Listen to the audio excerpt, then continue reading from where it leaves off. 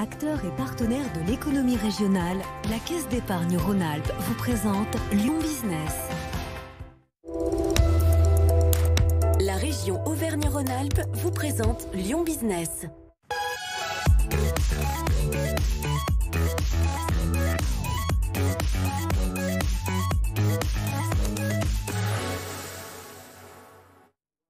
Lyon Business, votre rendez-vous chaque mardi sur BFM Lyon. Bienvenue, comme chaque semaine, pour m'accompagner, Audrey Henrion du Journal des Entreprises. Bonsoir Audrey. Bonsoir Elodie. Notre invitée ce soir, Alexandra Mathieu-Lyon, directrice générale du groupe Serfim. Bonsoir à vous. Merci d'avoir accepté notre invitation. On va vous retrouver bien sûr dans un instant. Mais d'abord, pour commencer, bien sûr, l'info de la semaine. Hier, vous le savez, le préfet du Rhône a décidé de renforcer les mesures pour lutter contre la propagation du coronavirus dans notre département.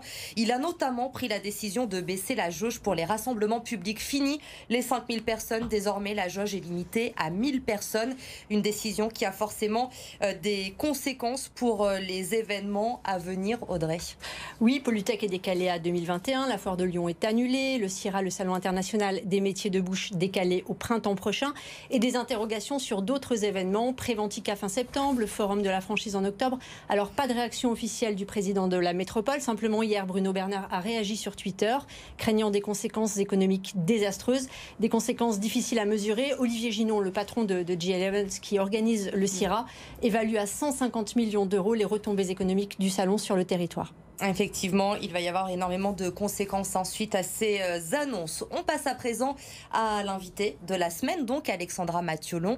Vous êtes à 30 ans, on le rappelle, à la tête d'une entreprise de 2200 collaborateurs, générant 410 millions de chiffre d'affaires en 2019. Vous avez succédé à votre père en janvier dernier et vous avez dû faire, vous aussi, face à cette crise sanitaire. Dans les travaux publics, l'arrêt a été quasiment total, avec un redémarrage progressif en mai-juin. Comment s'est passée justement cette reprise pour vous ? Alors, cette crise, elle s'est passée plutôt bien. Je suis très fière de la manière dont nos 2200 collaborateurs nous ont permis de gérer cette crise. Je les remercie pour leur contribution active. Il faut savoir que les règles sanitaires se sont rajoutées à des règles importantes sur les chantiers au quotidien. Nous avons arrêté effectivement et sécurisé, comme vous l'avez dit, mais nous avons aussi repris progressivement. Nous avons continué certaines activités essentielles aux villes, la collecte des déchets, les services d'astreinte comme pour la pollution ou les fuites de gaz, évidemment. Et puis nous avons repris progressivement, donc avec peu d'activités partielles et aucune aide de trésorerie de l'État. Donc, y a-t-il néanmoins des chantiers qui sont arrêtés ? Est-ce que la commande publique repart ? Alors, la commande publique repart correctement, mais cela dépend évidemment des territoires. On sent que c'est entre guillemets un petit peu timide. Il faut savoir en plus que nous sommes dans une allée électorale qui a déjà un impact sur les travaux publics en général de 5%. Moins chez Serfim parce que nous avons des métiers diversifiés, des clients publics et privés. Mais c'est vrai que sur 2020, nous estimons que à moins 5% par rapport à 2019 en termes de chiffre d'affaires. On sait que le Serfim emploie sur le territoire du Rhône environ la moitié des salariés, soit à peu près 1000 salariés. Est-ce que vous allez annoncer des licenciements ? Est-ce que vous allez annoncer vous séparer de certains salariés ? Alors non, pas du tout. Aujourd'hui, nous sommes vraiment dans une bonne dynamique. Nous avons continué notre politique, à la fois en termes d'alternance. Nous avons près de 6% de nos effectifs qui sont des alternants, un chiffre qui a été en croissance de plus de 10% à peu près par rapport à l'an dernier. Nous avons à peu près embauché 400 personnes sur 2020, sur la même tendance que 2019. Vous allez embaucher en 2020 ? Nous avons embauché en 2020 et nous continuons d'embaucher. Donc nous sommes sur une bonne dynamique. Vous l'avez dit, vous n'avez pas utilisé les dispositifs d'aide de l'État. Est-ce que cette crise est aussi une sorte d'opportunité pour Serfim ? Est-ce qu'il y a des bonnes affaires à faire, des entreprises arrachées ? Puisqu'on le sait, le groupe Serfim grandit par croissance externe. Alors, le groupe Serfim grandit effectivement par croissance externe, mais c'est à peu près 50% de notre croissance. C'est aussi beaucoup de croissance organique. J'aime quand même à le rappeler parce que nous sommes à l'écoute des besoins de nos clients. Croissance organique, c'est-à-dire de la croissance générée par les affaires que vous vendez directement. Évidemment, à l'écoute des besoins de nos clients, donc en créant des nouvelles activités, on va dire naturellement, et de nouveaux marchés. Donc, par rapport à votre question, les croissances externes, c'est effectivement potentiellement des opportunités. Nous avons effectivement, dans nos quelques récentes rachats, on va dire reprises au tribunal de commerce, sauvé 225 emplois. Donc, nous essayons toujours de maximiser le nombre d'emplois. Donc, nous avons repris 85% des effectifs, ce qui est hyper important aujourd'hui pour nous. Donc, des opportunités, oui, mais dans une stratégie globale. La crise, plus globalement, elle a été une opportunité pour Serfim, par exemple. Est-ce que vous développez une solution pour le traitement des déchets liés au Covid? Alors, pas spécifiquement.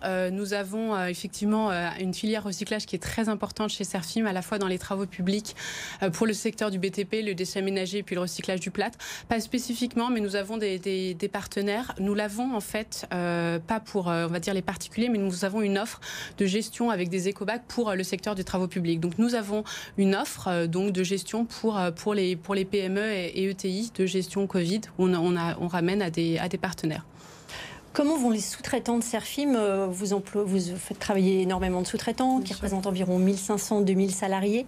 Est-ce que vous aidez les sous-traitants à finir les fins de mois et est-ce que vous les payez régulièrement pour éviter les ruptures de charges? Évidemment, nous avons été très vigilants à notre écosystème global, à la fois avec un dialogue et des écoutes permanents, une logique locale au maximum. Et évidemment, nous avons accéléré les délais de règlement client dans cette période. Évidemment, c'est essentiel pour moi.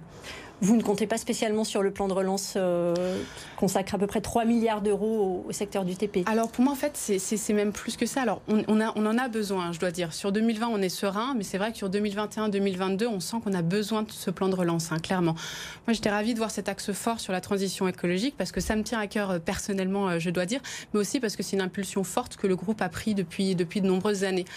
En fait, le plan de relance, c'est près de 30 mesures qui concernent nos secteurs et plutôt 19 milliards. Alors je vois peut-être le verre à moitié plein, mais c'est 220 millions dans les canalisations d'eau, c'est 900 millions dans le recyclage et la dépollution, c'est 1,2 milliard sur la mobilité du quotidien et les transports publics.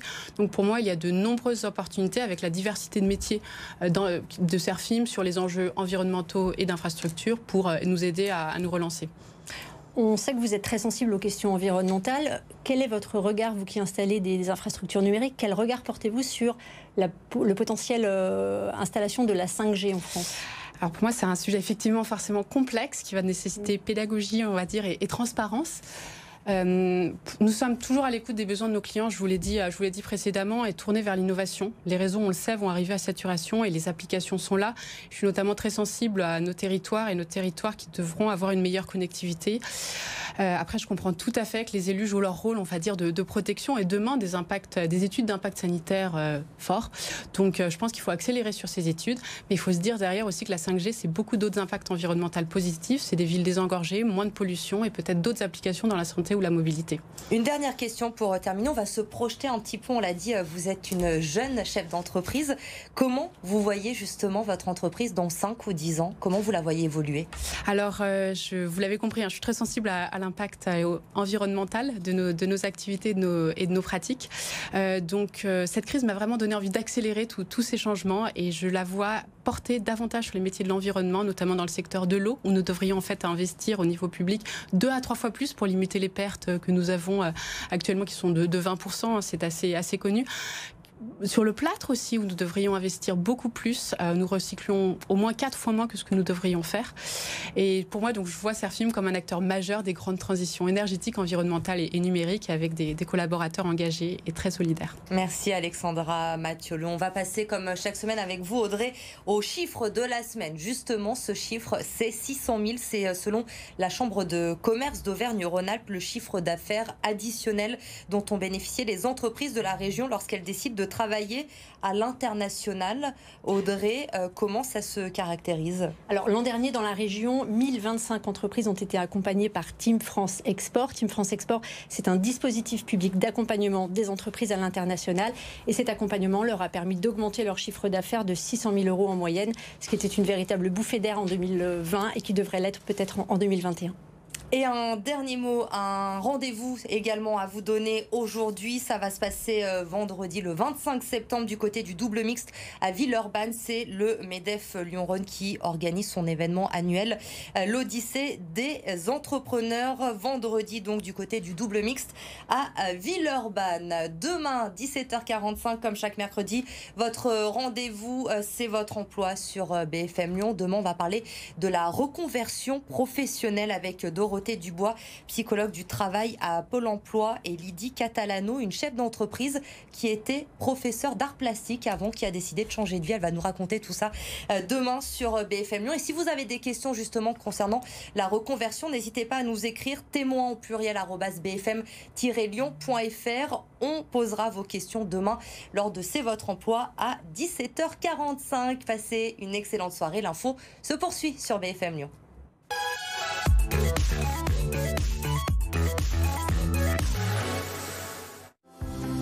Lyon Business avec la Caisse d'épargne Rhône-Alpes, une banque commerciale, régionale et coopérative.